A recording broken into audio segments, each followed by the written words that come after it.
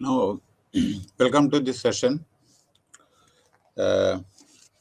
BPAC 134 അതാണ് നമ്മുടെ course. BPAC 134 ഇന്നലെ യൂണിറ്റ് 1 ആൻഡ് യൂണിറ്റ് 2 എടുത്തിട്ടുണ്ട്. ഇന്ന് നമ്മളെ ബ്ലോക്ക് 2 യൂണിറ്റ് 3 ആണ് എടുക്കാൻ പോകുന്നത്. യൂണിറ്റ് 3 എന്ന് വെച്ചാൽ state secretariat organisation and functions. വളരെ പ്രധാനപ്പെട്ട ഒരു കാര്യമാണ്. നമ്മൾ സ്റ്റേറ്റിനെ പറ്റിയിട്ടാണ് പറയുന്നത്. നമ്മളിപ്പോൾ ഈ പബ്ലിക് അഡ്മിനിസ്ട്രേഷൻ എന്ന് പറയുമ്പോൾ സെൻട്രൽ ഗവൺമെൻറ്റും സ്റ്റേറ്റ് ഗവൺമെൻറ്റും ഒക്കെ ലോക്കൽ സെൽഫ് ഗവൺമെൻറ്റും ഒക്കെ നമ്മൾ ശ്രദ്ധിക്കണം. അപ്പം ഇന്ന് ഈ ഇതിൽ നിങ്ങൾക്ക് കൂടുതൽ സ്റ്റേറ്റ് ഗവൺമെൻറ്റിനെ പറ്റിയിട്ടാണ് പറയുന്നത്. സ്റ്റേറ്റ് ഗവൺമെൻറ്റിൻ്റെ എങ്ങനെയാണ് പ്രവർത്തന രീതി. അപ്പോൾ സ്റ്റേറ്റ് സെക്രട്ടേറിയറ്റ് എന്താണ്, ഓർഗനൈസേഷൻ എന്താണ്, സെക്രട്ടേറിയറ്റിൻ്റെ ഫങ്ഷൻ എന്താണ്, അത് കഴിഞ്ഞിട്ട് position and role of the state secretariat, അതിൽ എങ്ങനെ ഹൈറാർക്കി, ആരാണ് ഹെഡ്, അതിൻ്റെ താഴെ ആരാണ്, ഇതൊക്കെയാണ്. പിന്നെ structure of a typical secretarial department, അതിനെ പറ്റിയിട്ടും ഇതിൽ പറയുന്നുണ്ട്. Pattern of departmentalisation in the state secretariat. നോക്കൂ, സെക്രട്ടേറിയറ്റിൽ അനവധി ഡിപ്പാർട്ട്മെന്റ് ഉണ്ട്. Irrigation department, food, home department, agricultural department, അങ്ങനെ അനവധി, ലോ ഡിപ്പാർട്ട്മെന്റ്, ഉരുപ്പടി ഉണ്ട്, എനർജി, അതേമാതിരിയുള്ള പലതും. ഓക്കെ, അപ്പൊ അതിന് അത്തരത്തിലുള്ള കാര്യങ്ങൾ. പിന്നെ ഡിസ്റ്റിങ്ഷൻ ബിറ്റ്വീൻ, വ്യത്യാസം, സെക്രട്ടേറിയറ്റും എക്സിക്യൂട്ടീവ് ഡിപ്പാർട്ട്മെന്റും, അത് ഡയറക്ടറാണ്, ഡയറക്ടറേറ്റ്. സെക്രട്ടേറിയറ്റും എക്സിക്യൂട്ടീവ് ഡിപ്പാർട്ട്മെന്റ് പറഞ്ഞാൽ അത് വിശദീകരിച്ച് പിന്നീട് പറയാം. Discrete process or a continuum, continue പറഞ്ഞാൽ തുടർച്ച. ആൻഡ് എന്താണ് chief secretary, chief secretary role എന്താണ് സ്റ്റേറ്റിൽ. നമുക്ക് സെൻട്രലിൽ ക്യാബിനറ്റ് സെക്രട്ടറിയാണ്, സ്റ്റേറ്റിലെ ചീഫ് സെക്രട്ടറിയാണ്.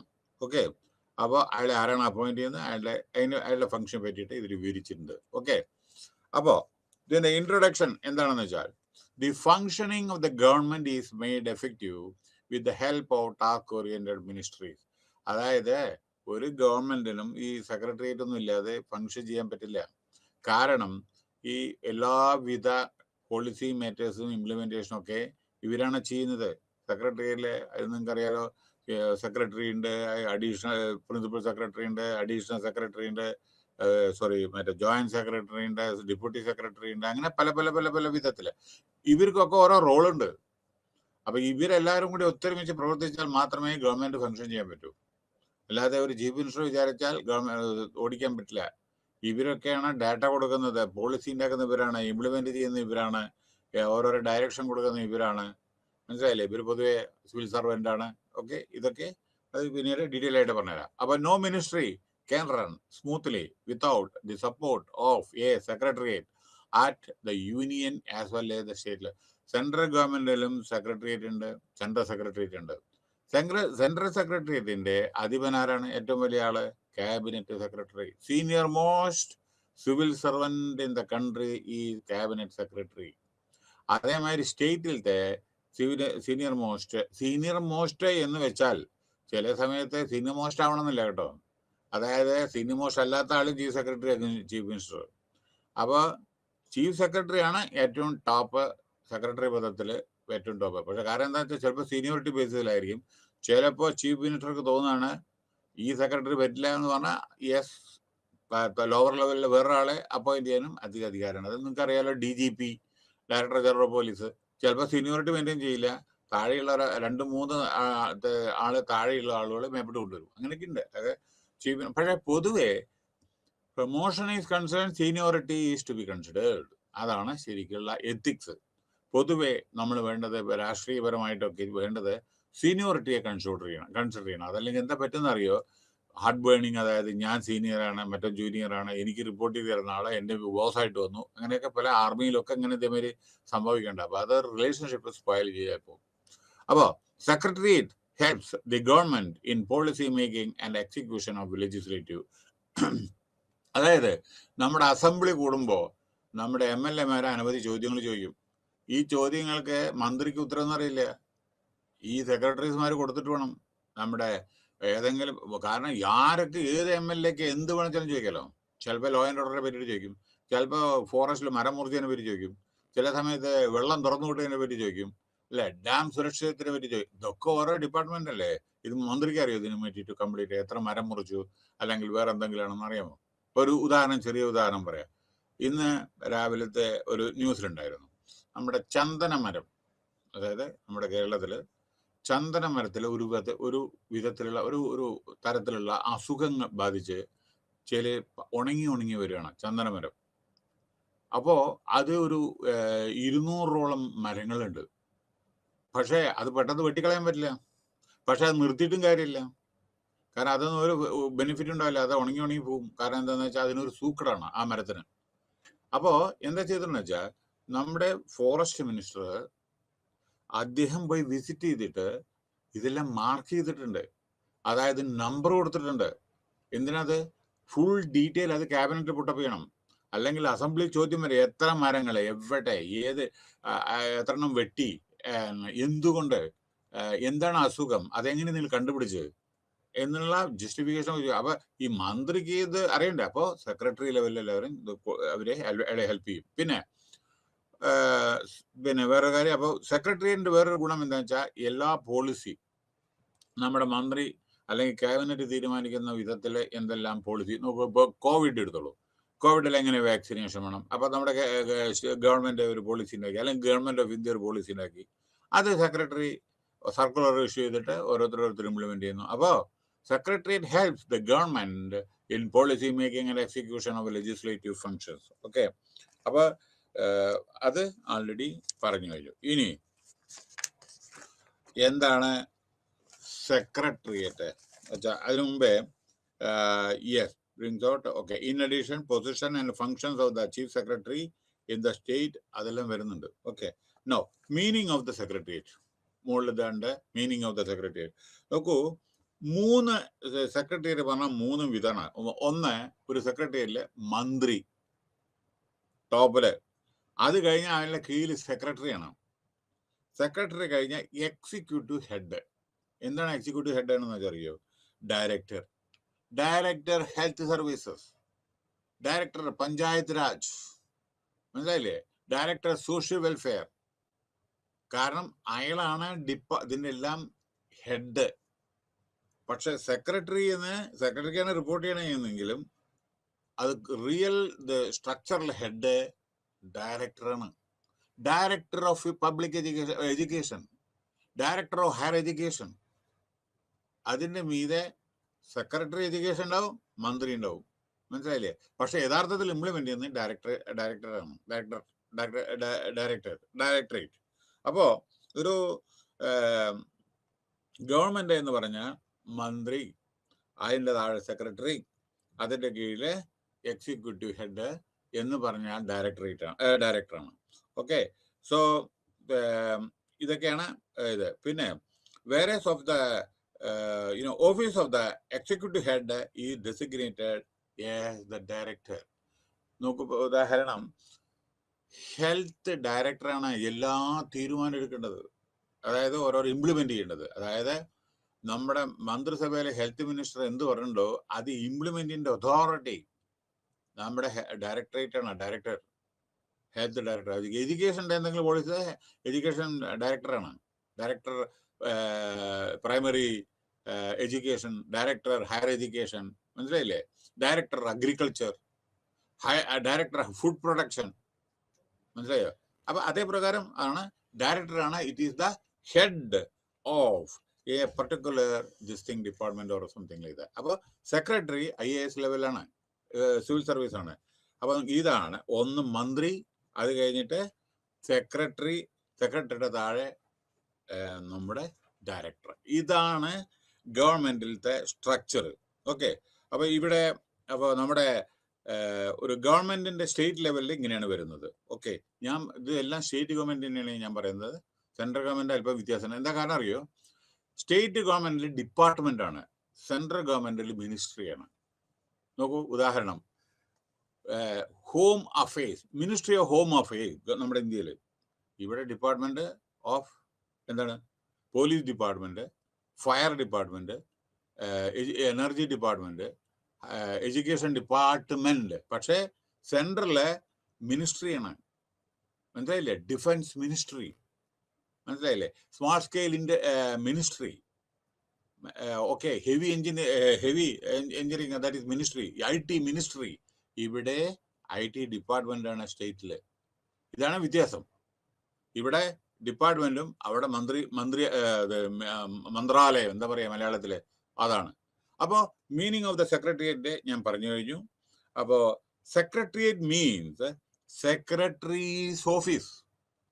സെക്രട്ടറി എവിടെ ഇരിക്കുന്നു ആ ഓഫീസിനാണ് സെക്രട്ടേറിയറ്റ് എന്ന് പറയുന്നത്. അതായത് നമ്മുടെ അസംബ്ലി സെക്രട്ടേറിയറ്റ്, എല്ലാ സെക്രട്ടറിമാരും അവിടെയാണ്. അപ്പൊ അത് സെക്രട്ടേറിയറ്റ് ആയി. ഓക്കെ, അസംബ്ലി നമ്മുടെ സ്റ്റേറ്റ് സെക്രട്ടേറിയറ്റ് ഉണ്ട്, അവിടെയാണ് എല്ലാ സെക്രട്ടറി, കാരണം മന്ത്രിമാരും അവിടെ ഇരിക്കുന്നത്. അപ്പൊ മന്ത്രിമാരും സെക്രട്ടറി എപ്പോഴും റിലേഷൻ ഉണ്ടല്ലോ, എപ്പോഴും ഡേറ്റ ആണല്ലോ. അപ്പൊ ഒരാൾ ഒരു ബിൽഡിംഗ്, വേറെ ആൾ വേറൊരു ബിൽഡിങ്ങിലാണോ വിചാരിക്കുക, ബുദ്ധിമുട്ട് വരും, കാരണം ആ മന്ത്രിക്ക് പ്രവർത്തിക്കാൻ. ഇപ്പൊ ചീഫ് മിനിസ്റ്റർ ഒരു സ്ഥലത്തേക്ക് വിചാരിക്കുക, ചീഫ് മിനിസ്റ്റർ സ്റ്റാഫ് ഒരു 2 ബിൽഡിംഗ് അപ്പുറത്താൻ എന്തായിരിക്കും സ്ഥിതി? ചീഫ് മിനിസ്റ്റർ എന്ത് ജോലി ചെയ്യുക? അപ്പോൾ ഇതാണ് ശ്രദ്ധിക്കേണ്ടത്. അപ്പൊ പിന്നെ വേറൊന്ന്, അപ്പൊ സെക്രട്ടേറിയറ്റ് സെക്രട്ടറീസ് ഓഫീസാണ്. ഓക്കെ, ഇതൊക്കെ നമ്മുടെ പണ്ടത്തെ ബ്രിട്ടീഷുകാരുടെ സമയത്തുള്ളതാണ്. അതായത് really government run by the secretaries. പണ്ട് ബ്രിട്ടീഷ് കാലത്തും ഇതേമാതിരിയാണ് ഉണ്ടായിരുന്നത്. ഓക്കെ, അത് നമ്മൾ കണ്ടിന്യൂ ചെയ്യുന്നു. ഞാൻ ഇന്നലെ പറഞ്ഞ പ്രകാരം നമ്മൾ പലതും പണ്ടത്തെ നമ്മൾ തുടർന്നു കൊണ്ടേയിരിക്കുന്നു. അതായത് പണ്ട് അവശേഷിച്ച എന്തെല്ലാം ഉണ്ട് അതെല്ലാം നമ്മൾ പലതും നമ്മൾ ഒന്നും മാറ്റം വരുത്താതെ കൊണ്ടു നടക്കുന്നു. അതിലൊന്നാണ് ഇത്, മനസ്സിലായില്ലേ? പിന്നെ വേറൊന്ന്, പിന്നെ ബാക്കിയുള്ള ഞാൻ പറഞ്ഞ എഡ്യൂക്കേഷനിലും അതെ, നമ്മൾ ഇപ്പോൾ ഇംഗ്ലീഷ് ആയിക്കോട്ടെ, വേറെ എന്തെങ്കിലും ആയിക്കോട്ടെ, ഹയർ എഡ്യൂക്കേഷൻ എല്ലാം എഞ്ചിനീയറിങ് എല്ലാം ഇംഗ്ലീഷിലാണ്. അതേ പ്രകാരം അത് നമ്മൾ മാറ്റം വരുത്തിയിട്ടില്ല. അപ്പോൾ ഭരണഘടനയിലെ നമ്മുടെ ഭരണഘടന അപ്രൂവ് ചെയ്ത സമയത്ത് ഒരു ഇതുണ്ടായിരുന്നു, മറ്റേ ഒരു ക്ലോസ് ഉണ്ടായിരുന്നു. അതായത് 15 എന്താ പറയണ്ടേ 15 കൊല്ലത്തിന് ഉള്ളില് നമ്മൾ വെർണക്കുലർ ലാംഗ്വേജിൽ ഇതെല്ലാം ആവുന്നു. നമ്മുടെ ഭാഷ, അതായത് സ്റ്റേറ്റിലത്തെ ഭാഷയായിരിക്കും, ആ ഭാഷയിലായിരിക്കും നമ്മൾ ട്രാൻസാക്ട് ചെയ്യല്ല എന്ന്. അതൊന്നും ആയിട്ടില്ല. ഇപ്പൊ 75 കൊല്ലം കഴിഞ്ഞിട്ടും നമ്മൾ ആയിട്ടില്ല. എപ്പോഴും അതേപടി technical education English, medical English, നമ്മുടെ എല്ലാ വിധത്തിലുള്ള, ഇപ്പൊ നിങ്ങളിപ്പോൾ ഞാൻ പഠിപ്പിക്കുന്നതും അതേമാതിരി ഹയർ എഡ്യൂക്കേഷൻ ഒക്കെ ഇംഗ്ലീഷിലാണ്. കാരണം എന്താണ്, എന്താ reason? English is the universal language. If you are fluent in English and you can, whenever, if you go outside, then you can easily communicate with others. India, we are lucky that നമ്മുടെ ആളുകൾക്ക് ഇംഗ്ലീഷൊക്കെ exchange ചെയ്യാൻ, സംസാരിക്കാനൊക്കെ നമ്മുടെ എഞ്ചിനീയേഴ്സൊക്കെ വളരെ fluent ആണ്. That is the reason why നമ്മുടെ ഫോറിനിലെ IT കമ്പനിയിലെ ഏറ്റവും കൂടുതൽ നമ്മുടെ ഇന്ത്യയിലത്തെ എഞ്ചിനീയേഴ്സ് ആണ്. Why? Because easy communication. One is easy communication, fluent in English, fluent in. പക്ഷേ we take people from China, people from Russia, they are not comfortable with English. നമ്മുടെ റഷ്യൻ പ്രസിഡന്റ് നമ്മുടെ ഇന്ത്യയിൽ വന്നിട്ടുണ്ടെങ്കിൽ റഷ്യയിലാണ് സംസാരിക്കുക. ചൈനീസ് പ്രൈം മിനിസ്റ്ററോ പ്രസിഡന്റോ ഇന്ത്യയിൽ വന്നാൽ Chinese ലാംഗ്വേജിലാണ് സംസാരിക്കുക, മനസ്സിലായില്ലേ? അവർക്ക് ഇംഗ്ലീഷ് അറിയോ അറിയില്ലേ അത് വേറെ കാര്യം. പക്ഷെ അവരുടെ ഭാഷയിലാണ് അവർ ഉപയോഗിക്കുക, അത് ചെയ്യുക. പക്ഷേ നമ്മളിപ്പോൾ അമേരിക്കയിൽ പോയാലോ, വേറെ ഇംഗ്ലണ്ടിൽ പോയാൽ, വേറെ എവിടെയെങ്കിലും പോയാൽ, English is the common language. So it will become very easy to communicate with others.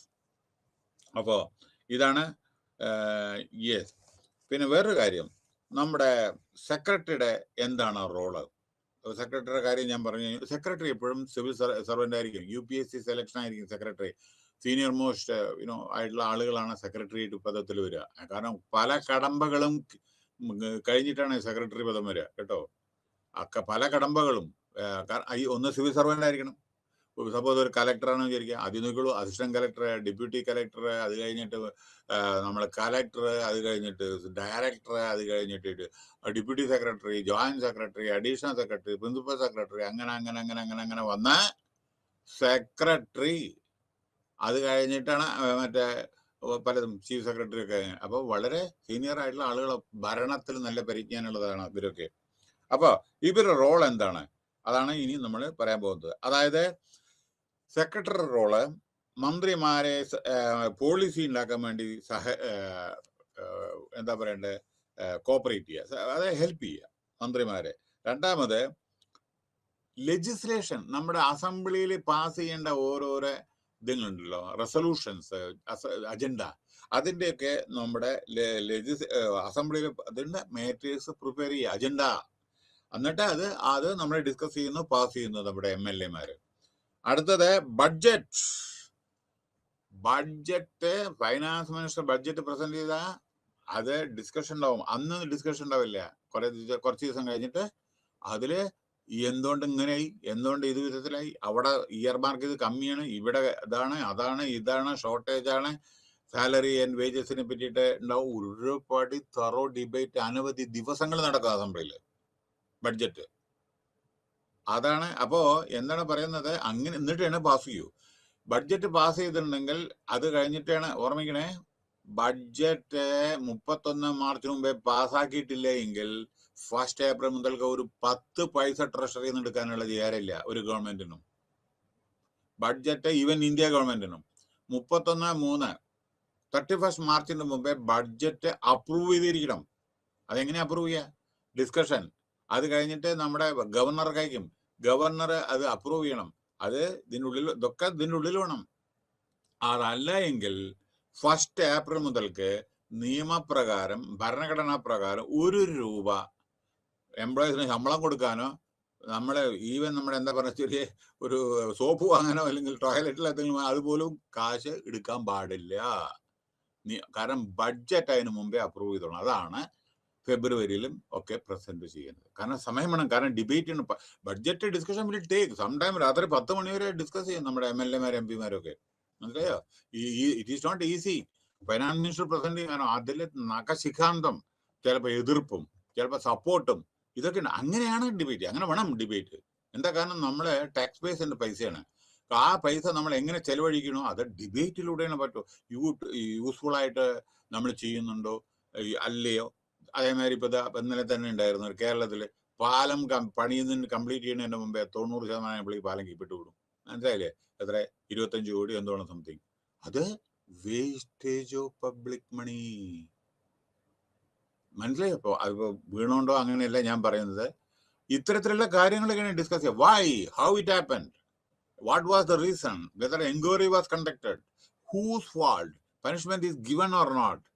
കാരണം 80% 90% പണി ചെയ്ത ഒരു ബ്രിഡ്ജ് സപ്പോസ് ഏതാനും ദിവസങ്ങൾക്കുള്ളിൽ അത് കമ്മീഷൻ ചെയ്യാൻ പോകണ്ടായിരുന്നു. അപ്പൊ കമ്മീഷൻ ചെയ്തിട്ടുണ്ടെങ്കിൽ എന്തായിരുന്നു ശരി? അതിന് മുമ്പ് വാഹനങ്ങൾ മൊത്തം ബിസി ട്രാഫിക്കുള്ള ബ്രിഡ്ജാണത്. അപ്പോ അതിവിടെ വാഹനങ്ങൾ മുമ്പ് കീപ്പിട്ട്, അതോ നദിയോ, അടിയിൽ കൊടുക്കുന്ന നദി ഭയങ്കര കുത്തൊഴുക്കുള്ള നദിയാണ്. അവർക്ക് ആ സമയത്താണ് വീണ ഏതാനും ആഴ്ചകൾക്കുള്ളിൽ കമ്മീഷൻ ചെയ്യാൻ പോകുന്ന പാലാണത് ഉണ്ടായിരുന്നത്.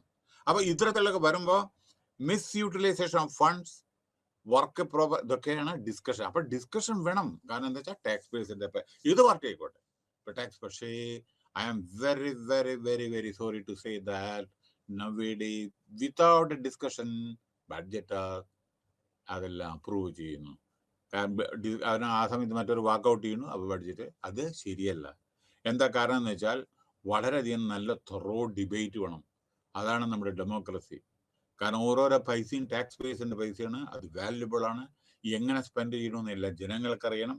അപ്പൊ ഇത് ഡിബേറ്റ് വളരെ ആവശ്യമാണ്. അപ്പൊ ഇതിനുള്ള പരിപാടികളൊക്കെ നമ്മുടെ സെക്രട്ടറിയാണ് പല അജണ്ട ഉണ്ടാക്കുന്നത്. പിന്നെ അടുത്തത് മെയിൻറ്റനിങ് contact with government of India. ഈ സെക്രട്ടറീസ് ആണ് നമ്മുടെ ഓരോരോ സെക്രട്ടറിയാണ് നമ്മുടെ സെൻട്രൽ ഗവൺമെന്റ് ആയിട്ട് എന്തെങ്കിലും കറസ്പോണ്ടൻസ് ചെയ്യുന്ന വെച്ചാൽ ചീഫ് സെക്രട്ടറി ആണ് ലെറ്റർ എഴുതുന്നത്. അപ്പൊ സെക്രട്ടറിയാണ് ലെറ്റർ എഴുതുക.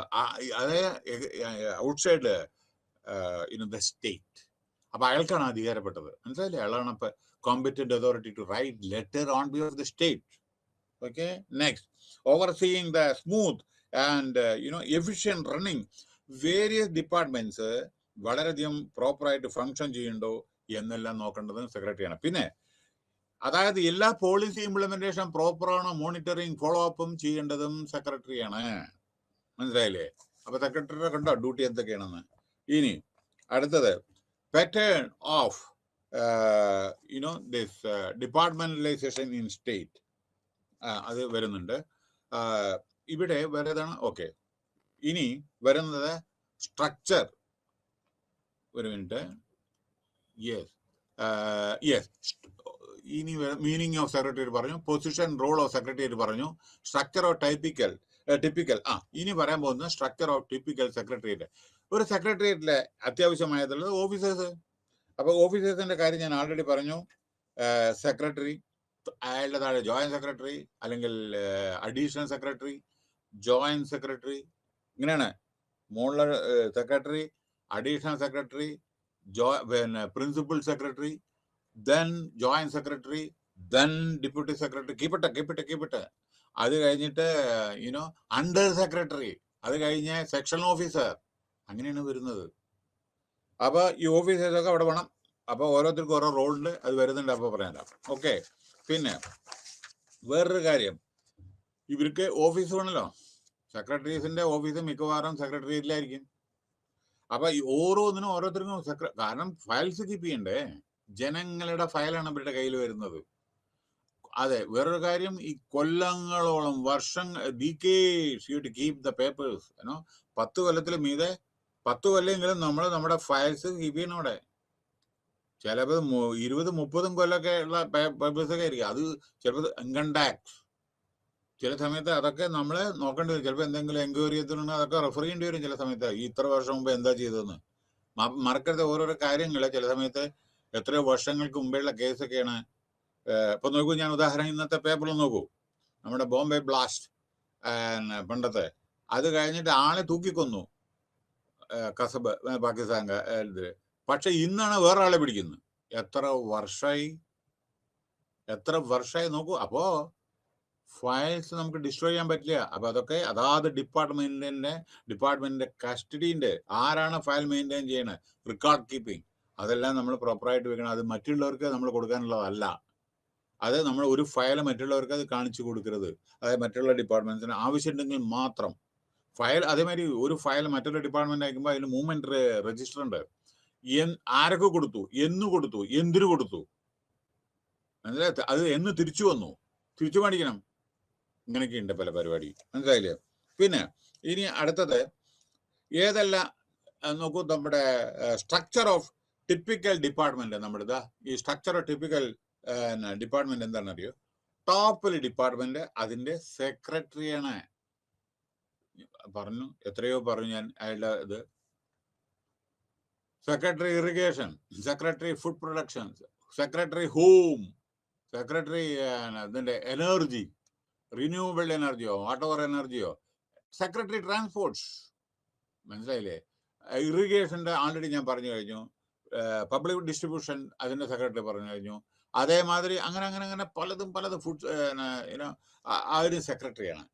അപ്പോ ഡിപ്പാർട്ട്മെന്റിന്റെ ഹെഡ് സെക്രട്ടറിയാണ്. അതിന്റെ കീഴിൽ വിങ് ഉണ്ട്, വിങ്. അപ്പോ അതിന്റെ head additional secretary or joint secretary. അതായത് ആ wing, higher education wing, primary education wing, അങ്ങനെ പറയട്ടെ, പലതല്ലേ ഓരോരോ വിങ്. അപ്പോ അത് ഹാൻഡിൽ ചെയ്യേണ്ടത് additional secretary or joint secretary ആയിരിക്കണം. അടുത്തത് ഡിവിഷൻ ഉണ്ട്, ഓരോരോ ഡിവിഷൻ നോക്കൂ, അത് ഡെപ്യൂട്ടി സെക്രട്ടറിയാണ്. നമ്മുടെ ഇതില്ലേ, നമ്മുടെ ഈസ്റ്റേൺ ഡിവിഷൻ, അതായത് നമ്മുടെ ഇപ്പൊ Thiruvananthapuram, Trivandrum division, some other divisions, അപ്പൊ അതൊക്കെ ഡിവിഷൻ വൈസ് അത് ചെയ്യേണ്ടത് ഡെപ്യൂട്ടി സെക്രട്ടറിയാണ്. പിന്നെ ബ്രാഞ്ചിലത്തെ മാറ്റർ ഹാൻഡിൽ ചെയ്യേണ്ടത് അണ്ടർ സെക്രട്ടറിയാണ്, അണ്ടർ സെക്രട്ടറി. അത് കഴിഞ്ഞിട്ട് സെക്ഷന്റെ ഇത് ചെയ്യുന്നത് സെക്ഷൻ ഓഫീസറാണ്. ഓക്കെ, സെക്ഷൻ ഓഫീസറാണ്. ഇനി pattern of departmentalisation in state secretariat. അപ്പൊ അവിടെ നോക്കൂ, നമ്മുടെ സ്റ്റേറ്റ് സെക്രട്ടേറിയറ്റില് ഡിഫറെന്റ് ഡിപ്പാർട്ട്മെന്റ്സ് ഉണ്ട്. ഒന്ന് ഹോം ഡിപ്പാർട്ട്മെന്റ് ഉണ്ട്, ഡിപ്പാർട്ട്മെന്റ് ഓഫ് അഗ്രികൾച്ചർ ഉണ്ട്, ഡിപ്പാർട്ട്മെന്റ് ഓഫ് ഹയർ എഡ്യൂക്കേഷൻ ഉണ്ട്, electronics and information technology department ഉണ്ട്, ഫൈനാൻസ് ഡിപ്പാർട്ട്മെന്റ് എല്ലായിടത്തും ഉണ്ടല്ലോ, ഫൈനാൻസ് ഡിപ്പാർട്ട്മെന്റ്. അത് കഴിഞ്ഞിട്ട് food, civil supply, consumer affairs department ഉണ്ട്. ദെൻ പോലീസ് ഡിപ്പാർട്ട്മെന്റ് ആൾറെഡി പറഞ്ഞു. പബ്ലിക് വർക്ക്സ് ഡിപ്പാർട്ട്മെന്റ് എല്ലാ സ്റ്റേറ്റിലും ഉണ്ട്. പിന്നെ department of town and country planning, പിന്നെ department of woman and child development അതുണ്ട്. Next development and panchayat department. Okay, department of economic and statistical analysis, economics. അടുത്തത് food and ഈ department economics and statistical analysis budget പ്രിപ്പറേഷനൊക്കെ വളരെ റോളാണ് ഇവരുടെ കേട്ടോ. Food and drug administration. എന്താ ഡ്രഗ് അഡ്മിനിസ്ട്രേഷൻ? അതായത് നമ്മളിപ്പോൾ അറിയില്ലേ, ഫുഡ് അതേമാതിരി എന്തെങ്കിലും അഡൾട്ടറേഷനോ എന്തൊക്കെ പിടിക്കുന്നവരാണ്. അതിൻ്റെ പുറമെ ഇത് ഡ്രഗ്സ് പ്രോപ്പർ വിൽക്കാൻ പാടുമോ, അങ്ങനെ അതൊക്കെയുള്ള പല കാര്യങ്ങളൊക്കെ പോളിസി മാറ്റേഴ്സ് അവരുണ്ടാക്കാൻ. പിന്നെ ലീഗൽ സർവീസ് അതോറിറ്റി, അതും ഒരു ഡിപ്പാർട്ട്മെന്റാണ്. അപ്പൊ അങ്ങനെ ലാർജ് നമ്പർ ഓഫ് ഡിപ്പാർട്ട്മെന്റ്സ് ഉണ്ട്. പിന്നെ വേറൊരു കാര്യം, ഏറ്റവും വലിയ സ്റ്റേറ്റില് കൂടുതൽ ഡിപ്പാർട്ട്മെന്റ് വന്നേക്കാം.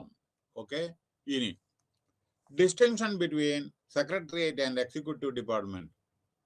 അതായത് distinction between secretary and executive department, discrete process or a continuum, പറഞ്ഞ തുടർച്ച. അതായത് secretariat department must be distinguished from the ഞാൻ ആൾറെഡി പറഞ്ഞു, സെക്രട്ടറിയുടേതും അവർ പോളിസി റിലേറ്റഡ് മാറ്റേഴ്സ് ആണ് അവർ ചെയ്യുന്നത്. ഡയറക്ടറേറ്റ് എപ്പോഴും നമ്മളെ ഇംപ്ലിമെന്റേഷൻ ഇതാണ് ചെയ്യുന്നത്. അതായത് secretariat department in charge of number of, അതായത് is in charge of a number of executive department. നമ്മുടെ സെക്രട്ടേറിയറ്റ് പറഞ്ഞാൽ സോ മെനി ഡിപ്പാർട്ട്മെന്റ് ഇതുണ്ടാവും, ഡയറക്ടറേറ്റ് ഉണ്ടാവും ഓരോ ഇതിന്റെ കീഴില്. അപ്പൊ ആ ഡയറക്ടറേറ്റിന്റെ ഒക്കെ ഹെഡ് സെക്രട്ടറി ആയിരിക്കും ചിലപ്പോ. ഒരാളുടെ കീഴിൽ തന്നെ ഇപ്പൊ നോക്കൂ, പോലീസ്, ക്രൈം ബ്രാഞ്ച് അതൊരു ഡിപ്പാർട്ട്മെന്റ് ആണ്. ഓക്കെ, പിന്നെ ലോ ആൻഡ് ഓർഡർ ഒരു ഡിപ്പാർട്ട്മെന്റ് ആണ്. വിജിലൻസ് വേറൊരു ഡിപ്പാർട്ട്മെന്റ് ആണ്. പക്ഷെ ഇതിലൊക്കെ സെക്രട്ടറി ഹോം സെക്രട്ടറി അല്ലേ. അപ്പൊ ഒരു സെക്രട്ടറിയിൽ എത്ര ഡിപ്പാർട്ട്മെന്റ് ആയി?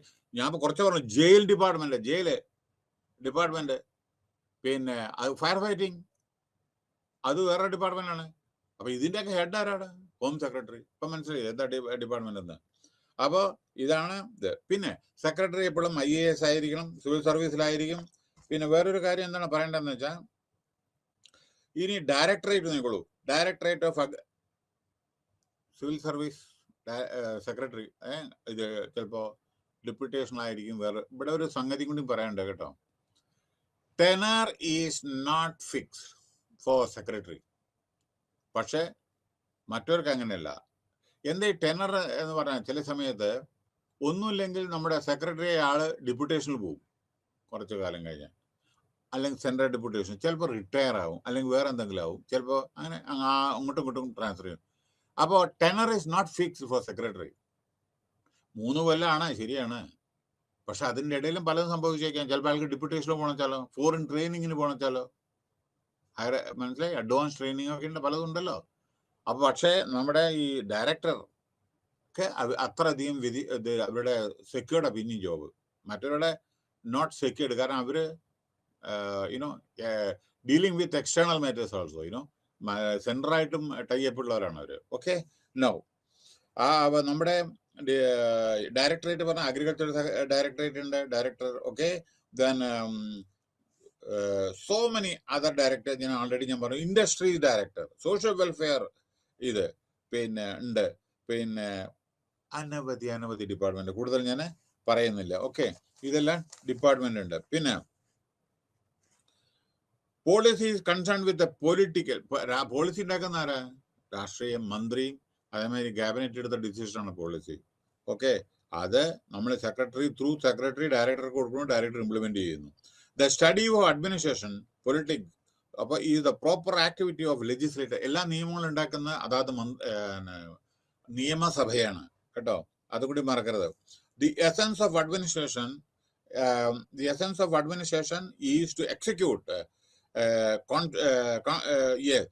Properly and of the political authority. രാഷ്ട്രീയ അവർ എന്ത് ഡിസിഷൻ എടുത്തോ അത് ഇംപ്ലിമെന്റ് ചെയ്യേണ്ട ചുമതലയാണ് ഇവർക്കൊക്കെ. കാര്യം മനസ്സിലായില്ലേ? അവർ ഏത് വിധത്തിൽ ഡിസിഷൻ എടുക്കുന്നോ അതനുസരിച്ച് ഓർഡർ ഫോളോ ചെയ്യേണ്ടതാണ്.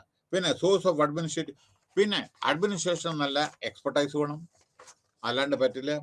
പിന്നെ ഇതിന്റെ പുറമെ ഇവരുടെ role, policy making roles, civil servant based on long administrative. Civil servant അതിഭയങ്കര അഡ്മിനിസ്ട്രേറ്റീവ് എക്സ്പീരിയൻസ് ഉള്ളവരായിരിക്കും.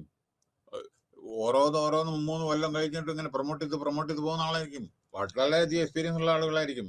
പിന്നെ civil servant prepare the draft legislation ഞാൻ പറഞ്ഞു കഴിഞ്ഞു, നമ്മുടെ അസംബ്ലിയിൽ പുട്ടപ്പ് ചെയ്യേണ്ടത്. പിന്നെ അഡ്മിനിസ്ട്രേറ്റീവ് ഡിസ്ക്രിപ്ഷൻ, അതൊക്കെ നമ്മുടെ സെക്രട്ടറീസ് എടുക്കേണ്ടതാണ്. പിന്നെ അടുത്ത് വരുന്നത് ചീഫ് സെക്രട്ടറി. ഏറ്റവും വലിയ നമ്മുടെ സിവിൽ സർവൻ്റ് ആണ് നമ്മുടെ സ്റ്റേറ്റിലത്തെ chief secretary. Chief secretary reports to the chief minister. Chief മിനിസ്റ്ററുടെ, അതായത് chief secretary kingpin of the state legislator, control. എല്ലാ സെക്രട്ടറിമാരും റിപ്പോർട്ട് ചെയ്യുന്നത് ചീഫ് സെക്രട്ടറിക്കാണ്. എത്ര സെക്രട്ടറി ഉണ്ടോ അവരെല്ലാം ultimately is the senior most civil servant in a state. അപ്പൊ അയാൾക്കാണ് റിപ്പോർട്ട് ചെയ്യേണ്ടത്, എല്ലാ സെക്രട്ടറീസും. Okay, functionally. സോ ഈ position of a chief secretary. അപ്പോ അദ്ദേഹം ചീഫ് ഓഫ് ദ സെക്രട്ടറി ഞാൻ പറഞ്ഞു കഴിഞ്ഞു. ചീഫ് സെക്രട്ടറി വളരെ വലിയ പൊസിഷനാണ് ചീഫ് സെക്രട്ടറിയുടെ, വളരെ സ്റ്റാറ്റസ് ആണ്. കാരണം ചീഫ് സെക്രട്ടറി പറഞ്ഞാൽ കളിക്കുന്നതല്ല, ഒരു നല്ല സ്റ്റാറ്റസ് ഉള്ളതാണ്. അത് കഴിഞ്ഞാൽ അയാൾ റിട്ടയർമെന്റോ അല്ലെങ്കിൽ അങ്ങനെയൊക്കെയാണ്, നമ്മൾക്ക് റിട്ടയർമെന്റ് ആവും. പിന്നെ പക്ഷെ അയാളുടെ എക്സ്പീരിയൻസ് ഒന്ന് ആലോചിച്ച് നോക്കി എത്രയാണെന്നോ. സോ ചീഫ് സെക്രട്ടറി ഈ the pre eminent position, control civil and state administration, അത് പറഞ്ഞു കഴിഞ്ഞു. ചീഫ് സെക്രട്ടറി ഈ ദ നമ്മുടെ മുഖ്യമന്ത്രിയുടെ ഉപദേശകനാണ്. ഏത് മുഖ്യമന്ത്രിയുടെ ഉപദേശകനാണ് ചീഫ് സെക്രട്ടറി? എന്ത് ചെയ്യണം, എന്ത് ചെയ്യണ്ട. അതേമാതിരി എന്തെങ്കിലും ഡിസാസ്റ്റർ മാനേജ്മെന്റിൽ നമുക്ക് ആർമി വേണോ, നേവി വേണോ, ഒക്കെ ചീഫ് സെക്രട്ടറിയാണ് കറസ്പോണ്ടൻസ് ചെയ്യാൻ. നാച്ചുറൽ കലാമിറ്റി ടൈമിലൊക്കെ ചീഫ് സെക്രട്ടറിക്കാണ്. നമുക്ക് ഹെലികോപ്റ്റർ വേണോ, വേറെ എന്തെങ്കിലും വേണോ, പിക്കപ്പ് ചെയ്യാൻ വേണ്ടിയിട്ട് വേറെ എയർഫോഴ്സ് ഇതൊക്കെ വേണോ, അതെല്ലാം ചീഫ് സെക്രട്ടറിയാണ് ചെയ്യേണ്ടത്. വളരെയധികം പവർഫുൾ പേഴ്സൺ ആണ്. പിന്നെ chief secretary also head of the civil service പറഞ്ഞു കഴിഞ്ഞു. പിന്നെ ഗവൺമെന്റിന്റെ പേരില് ചീഫ് സ്പോർട്സ് പേഴ്സൺ ആണ്. നമ്മുടെ ഗവൺമെന്റ് ഓഫ് സ്റ്റേറ്റ് ഗവൺമെന്റിന്റെ ചീഫ് പബ്ലിക് റിലേഷൻ ഓഫീസർ, അതായത് ചീഫ് സ്പോർട്സ് പേഴ്സൺ ആണ് ചീഫ് സെക്രട്ടറി. അയാള് പറഞ്ഞാലും മീതൊന്നും വേറൊന്നുമില്ല, അതാണ് നയം. മനസ്സിലായോ? കാരണം അത് അൾട്ടിമേറ്റ്. ഓക്കെ, പിന്നെ അതായി. പിന്നെ പ്രസിഡൻസ്. പിന്നെ വേറൊരു കാര്യം, ചില സമയത്ത് നമ്മുടെ മന്ത്രിസഭ മെജോറിറ്റിയെ പിരിച്ചുവിടുക എന്തെങ്കിലും ചെയ്താൽ ചീഫ് സെക്രട്ടറിയുടെ പദവി വളരെ പവർഫുൾ ആണ്. എന്താ കാരണം വെച്ചാൽ ചിലപ്പോ ഗവർണറുടെ ഇത് വന്നു വിചാരിക്കുക, നമ്മുടെ പ്രസിഡന്റ് റൂള് വന്നിട്ടുണ്ടെങ്കിൽ ഇന്നത്തെ ചീഫ് മിനിസ്റ്റർ എന്താ ചെയ്യണോ അതാണ് ചീഫ് സെക്രട്ടറി ചെയ്യേണ്ടത്. കാര്യം മനസ്സിലായോ? ഒരു പ്രസിഡന്റ് റൂൾ വരികയാണെന്ന് വിചാരിക്കുക, ഇമ്പോസ് ചെയ്യുകയാണെന്ന് വിചാരിക്കുക. പല സ്റ്റേറ്റിലും, എല്ലാ സ്റ്റേറ്റിലും ഉണ്ടല്ലോ, പലയിടത്തും നടന്നുണ്ട്. അവിടെ ആ സമയത്ത് ചീഫ് സെക്രട്ടറി എക്സ്ട്രീം പവറാണ്.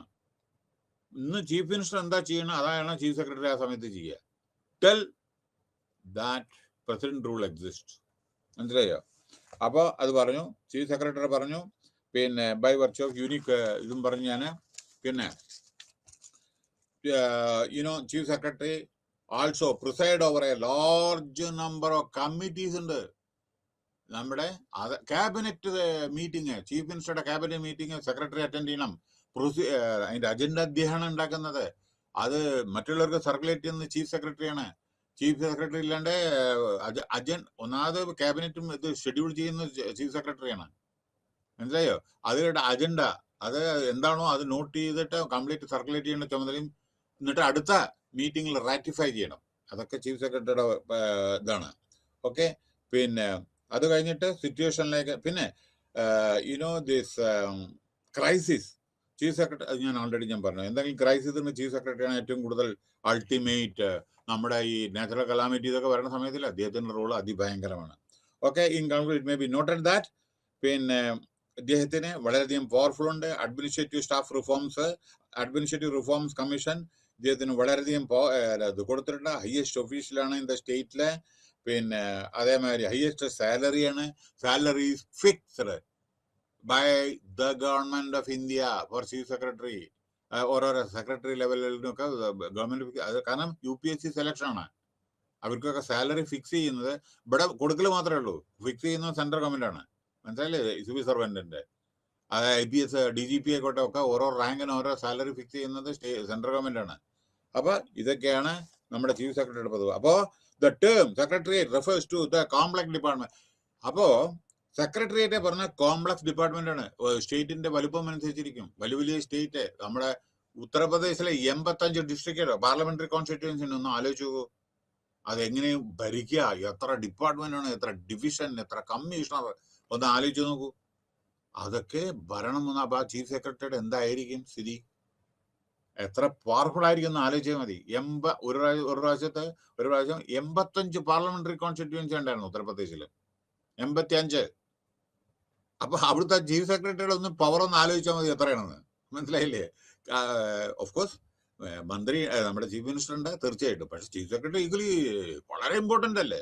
അയാളല്ലേ ഓർഡർ കൊടുക്കുന്നല്ലേ ഇനി. ഓക്കെ, അപ്പൊ അതാണ്. അപ്പൊ വളരെ പ്രധാനപ്പെട്ട ഒരു ഘടകമാണ് നമ്മുടെ ചീഫ് സെക്രട്ടറി.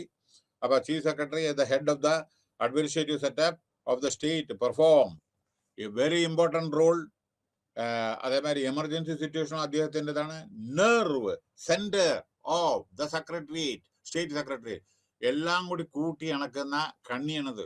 എല്ലാം ഇതില്ലേ, നമ്മുടെ പല പല സെക്രട്ടറീസും എല്ലാം കോർഡിനേഷൻ ചെയ്തിട്ട് കംപ്ലീറ്റ് പുട്ടപ്പ് ചെയ്യേണ്ടത് ഇയാളുടെ ചുമതലയാണ് നമ്മുടെ. Okay, next. So the unit conclusion is the term secretariat refers to the complex of department. വളരെ കോംപ്ലക്സ് ഞാൻ പറഞ്ഞു കഴിഞ്ഞു. Political level. പിന്നെ ചീഫ് സെക്രട്ടറിക്കും വലിയ ഇതൊന്നുമില്ല, അയാൾക്ക് ഇഷ്ടമില്ലാത്ത കാര്യങ്ങളും ചെയ്യേണ്ടി വരും ചിലപ്പോ. കാരണം ഈ രാഷ്ട്രീയ പ്രവർത്തകര് നമ്മുടെ മന്ത്രിമാരൊക്കെ അല്ലേ, മന്ത്രിമാർക്ക് വിദ്യാസമ്പന്നരായ മന്ത്രിമാരുണ്ട്, വിദ്യാഭ്യാസം ഇല്ലാത്ത മന്ത്രിമാരുണ്ട്. അവർ ഓരോരോ ഇത് പറയും. അപ്പൊ അത് ശരിയോ തെറ്റാണോ എന്ന് നോക്കണം. ഇല്ലെങ്കിൽ ഈ ചീഫ് സെക്രട്ടറി പിന്നീട് പ്രശ്നങ്ങൾ വരും, അതും കൂടി ഓർക്കണം. ചെയ്യാൻ പാടില്ലാതെ ചെയ്താൽ പിന്നീട് റിട്ടയർമെന്റിന് ശേഷം അതെ അദ്ദേഹം ഫേസ് ചെയ്യേണ്ടി വരും പ്രോബ്ലം. മനസ്സിലായില്ലേ? ഉദാഹരണം പറയണോ? ഉദാഹരണം, ഈ ചാരക്കേസ് ഇപ്പോഴും എത്ര കാലമായി, 10-30 വർഷമായി ഇപ്പോഴും CBI എൻക്വയറി നടന്നുകൊണ്ടിരിക്കുന്നു. അപ്പൊ അന്നത്തെ CBI നമ്മുടെ പോലീസ് ഇതാണ് CBI Mathew and many other people ഇപ്പോഴും അത് അവർക്ക് ചാർജ് ഷീറ്റ് എന്തൊക്കെയാ കൊടുത്തിട്ടിരിക്കുന്നു. അപ്പൊ കളിക്കുന്നതല്ല. അപ്പൊ think before you act. The secretary is having lot of powers and lot of knowledge and experience. While exercising powers, you have to take utmost care. അതായത് രാഷ്ട്രീയ ഈ എന്താ പറയണ്ട, ബോസിനെ പ്രീതിപ്പെടുത്താൻ വേണ്ടി തെറ്റായ കാര്യങ്ങൾ അഡ്വൈസ് ചെയ്യേ, അതിൽ ഇടപെടുകയും ചെയ്യരുത്, നാളെ കൊടുക്കും. കാര്യം മനസ്സിലായില്ലേ? കാരണം your post is secured job. Central government അല്ലെങ്കിൽ സെക്രട്ടറീസ് ഒക്കെ നിങ്ങൾ തെറ്റായ കാര്യം ചെയ്തിട്ടുണ്ടെങ്കിൽ ഡിസിപ്ലിനറി ആക്ഷൻ കൊടുക്കും. അപ്പൊ അത് ശ്രദ്ധിക്കണം. അപ്പൊ നമ്മൾ മന്ത്രിമാരെ എന്തെങ്കിലും പറയുന്നത് ശരിയോ തെറ്റോ എന്ന് തിരിച്ചറിയാനുള്ള കഴിവും കൂടി, അല്ലെങ്കിൽ അവർ ഉപദേശിക്കേണ്ട കടമ പോലും സെക്രട്ടറീസിനുണ്ട്. Now policy and administration through conceptually distinct categories are a practical planner. Policy നമ്മുടെ പിന്നെ ഈ ക്യാബിനറ്റ് ഒക്കെ പല എടുക്കല്ലോ നമ്മുടെ ഈ അസംബ്ലിയൊക്കെ, അതനുസരിച്ചിട്ട് ഇംപ്ലിമെന്റ് ചെയ്യുക. പിന്നെ ഇന്റർലിങ്ക്ഡ് ആണ് അതൊക്കെ, കണ്ടിന്യൂറ്റി ഉണ്ട്. It difficult to say where the policy ends and administration. Policy it is a continuing process. Policy മാറി മറിഞ്ഞുകൊണ്ടേയിരിക്കും. ഓരോരോ പോളിസി, ഇപ്പൊ നമുക്ക് എഡ്യൂക്കേഷൻ പോളിസി, നമ്മുടെ സെൻട്രൽ ഗവൺമെന്റ് അതേ ന്യൂ എഡ്യൂക്കേഷൻ പോളിസി വരുന്നു. ആവശ്യത്തിനനുസരിച്ച് സാഹചര്യത്തിനനുസരിച്ച് പോളിസി മാറ്റിക്കൊണ്ടിരിക്കുന്നു. അപ്പൊ അഡ്മിനിസ്ട്രേഷൻ ആ സമയത്ത് begins. Policy ends, administration begins. നോക്കൂ, ഇതിന്റെ ഇടയിൽ നമ്മുടെ പല ലേബർ ആക്ട് ഉണ്ട്, അതിപ്പോ 108 4 അപ്പോ ആ policy ends, new policy starts, administration.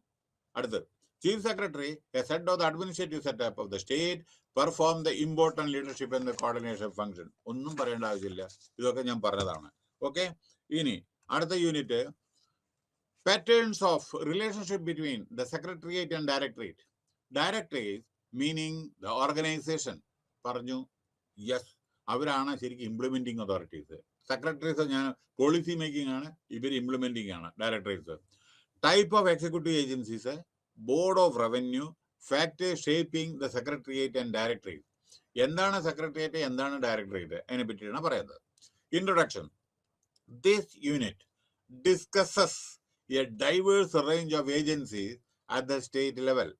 2 state level agencies, directorates and board of revenue. Board ഉണ്ട്, ബോർഡ് ചിലത്, ഡയറക്ടറേറ്റ്സും ഉണ്ട്, ബോർഡുണ്ട്. ഇപ്പൊ ഉദാഹരണം ഞാൻ പറയട്ടെ, നമ്മുടെ ഇൻകം ടാക്സിൽ സെൻട്രൽ ഗവൺമെന്റിലെ board of direct taxes, board of indirect taxes, board of central excise, അതേമാതിരി അങ്ങനെ ബോർഡുണ്ട്. അപ്പോൾ റവന്യൂ ആയിക്കോട്ടെ എന്തായിക്കോട്ടെ അവരാണ് കളക്ഷൻ ചെയ്യേണ്ട ബോർഡാണ് പലതും, മനസ്സിലായില്ലേ? അപ്പോൾ 2 state level agency, directorates in the board of revenue are discuss and directorate secretariat ഇവർ തമ്മിലുള്ള റിലേഷൻഷിപ്പിനെ പറ്റിയിട്ടാണ് ആലോചിക്കുന്നത്. അപ്പോൾ ഇവിടെ this unit highlight the following terms, concept, institution, factors at the regional level. Regional പറഞ്ഞ ലെവൽ ഡയറക്ടറേറ്റ്, അത് കഴിഞ്ഞിട്ട് റീജിയണൽ അഡ്മിനിസ്ട്രേഷൻ ഓരോ റീജിയൻ, അത് കഴിഞ്ഞ് ഡിവിഷണൽ കമ്മീഷണേഴ്സ് ഉണ്ട്, അത് കഴിഞ്ഞ് ബോർഡ് ഓഫ് റവന്യൂ ഉണ്ട്, പിന്നെ ഡയറക്ടറേറ്റ്സ് ഉണ്ട്, മീനിങ് ആൻഡ് ഓർഗനൈസേഷൻ ഉണ്ട്, മീനിങ് ആൻഡ് നോമൺ കേച്ചർ, അതെന്താണെന്ന് വെച്ചാൽ ഓരോ ഡയറക്ടറേറ്റിന്റെ പേര്, organisation of directorates at the state and sub state levels. അപ്പൊ അതിനെ പറ്റിയിട്ടാണ് നമ്മൾ പറയുന്നത്. ഓക്കെ, അപ്പൊ ഇവിടെ നമ്മൾ പറയാൻ പോകുന്നത് എന്താണെന്ന് വെച്ചാൽ directorate and the board of revenue, അതായത് 2 സ്റ്റേറ്റ് ലെവൽ ഏജൻസിയാണ്. അതിപ്പോൾ ആൾറെഡി ഞാൻ പറഞ്ഞു. The directorate are the executive arms of the state government. അതായത് ഡയറക്ടറേറ്റ് അവർ എക്സിക്യൂട്ടീവ് പറഞ്ഞാൽ അവരാണ് implementing authorities. Directorate are the executive arm of the government. They translate into action, implement ചെയ്യുന്നു. എന്ത് ഡിസിഷൻ എടുത്തോ അത് ഇംപ്ലിമെന്റ് ചെയ്യുന്നത് ഡയറക്ടറേറ്റ് ആണ്. നമുക്ക് എഡ്യൂക്കേഷൻ ആയിക്കോട്ടെ, നോക്കൂ ഉദാഹരണം, നമ്മുടെ പ്രൈമറി എഡ്യൂക്കേഷൻ കുട്ടികൾക്ക് പാല് കൊടുക്കണം, മുട്ട കൊടുക്കണം, ഇത് അവർ ഗവൺമെന്റ് തീരുമാനിച്ചു വിചാരിക്കുക. ആരാ ഇംപ്ലിമെന്റ് ചെയ്യേണ്ടത്? ഡയറക്ടർ ഓഫ് പബ്ലിക് ഇൻസ്ട്രക്ഷൻ ആണ് ചെയ്യേണ്ടത്, മനസ്സിലായില്ലേ? വാക്സിനേഷൻ നമുക്ക് ചെയ്യണം, അല്ലെങ്കിൽ ഇന്ന 60 വയസ്സിൽ മീതിയുള്ളവർക്ക്, അല്ലെങ്കിൽ 25 വയസ്സിൽ മീതി, ആരാ ചെയ്യേണ്ടത്? Director health services. Policy implement ചെയ്യേണ്ടത് അവരാണ്. ഓക്കെ, നോ, അത് കഴിഞ്ഞിട്ട് പിന്നെ ഇവരുടെ ഡയറക്ടേഴ്സ് ഉണ്ട്, അത് കഴിഞ്ഞിട്ട് ഇവരുടെ സബോർഡിനേറ്റ് ഓഫീസേഴ്സ് ഉണ്ട്, അതായത് ഇവരുടെ അലൈഡ് ഓഫീസ് ഉണ്ട് ഓരോ സ്ഥലത്ത് റീജിയണലായിട്ട്. ചില ചെറിയ ഇതിന്റെ ഇവരെ സഹായിക്കാൻ വേണ്ടി വേറെ ചില ഓഫീസ്, അതാണ് subordinate officers. Public service commission, hello, public service, അതിന്റെ സബോർഡിനേറ്റ് ഓഫീസ് ഉണ്ട്. കാരണം ഒരു സ്ഥലത്ത് പോയിട്ട് ഒരു ക്യാപിറ്റലിലോ ഒരു സ്ഥലത്ത് വെച്ച് വിചാരിക്കുക. ഇപ്പൊ ഉദാഹരണം ഉത്തർപ്രദേശ്, നിങ്ങൾ പോയിട്ട് ലക്നൗ, ക്യാപിറ്റൽ ലക്നൌവിൽ വിട്ടു വിചാരിക്കുക. ഇത്രയധികം ഭയങ്കര വലിയ സ്റ്റേറ്റ് ആണ് എന്ന് വെച്ചാൽ ഉത്തർപ്രദേശിന്റെ ഒരു സ്റ്റേറ്റിന്റെ ഒരു ഡിസ്ട്രിക്റ്റിന്റെ ഈക്വലൻ ടു കേരള സ്റ്റേറ്റ്. ഉത്തർപ്രദേശിലെ ഒരു ഡിസ്ട്രിക്റ്റിന്റെ is equivalent to Kerala state. അപ്പൊ അതിന്റെ അർത്ഥം എത്ര വിസ്തീർണം ഉണ്ടെന്ന് ആലോചിച്ച് നോക്കൂ. അപ്പോൾ അവിടെ ഏതെല്ലാം റീജിയൻ എന്തെല്ലാം വേണമെന്ന് ആലോചിച്ച് നോക്കൂ. അപ്പൊ ഇതാണ് നമ്മൾ മനസ്സിലാക്കേണ്ടത്. കാരണം ഇന്ത്യയുടെ ഡൈവേഴ്സിറ്റി, കാരണം ചിലയിടത്ത് ഡെൻസിറ്റി ഓഫ് പോപ്പുലേഷൻ കൂടുതലാണ് നമ്മുടെ ഇവിടെ ഇതിലൊക്കെ പല സ്റ്റേറ്റിലും, പക്ഷെ ചിലയിടത്ത് അത്രയില്ല. അപ്പൊ അങ്ങനെയൊക്കെ നമ്മളെ ഏരിയ വൈസ് അവർ വലുതായിരിക്കുക. അങ്ങനെ പല സ്റ്റേറ്റ്, വലിയ സ്റ്റേറ്റ്, ചെറിയ സ്റ്റേറ്റ് ഒക്കെ ഉണ്ട്. അതൊക്കെയാണ് ഡൈവേഴ്സിറ്റി നമ്മുടെ ഇന്ത്യയുടെ. ഓക്കെ, പിന്നെ വേറൊന്ന്, അപ്പൊ അറ്റാച്ച്ഡ് പിന്നെ ഡിവിഷണൽ റീജിയണൽ അഡ്മിനിസ്ട്രേഷൻ ഉണ്ട്. ഓരോരോ റീജിയണൽ, അതായത് നോക്കൂ, റീജിയണൽ പാസ്പോർട്ട് ഓഫീസ്, ആ റീജിയന്റെ passport office, regional income tax office, regional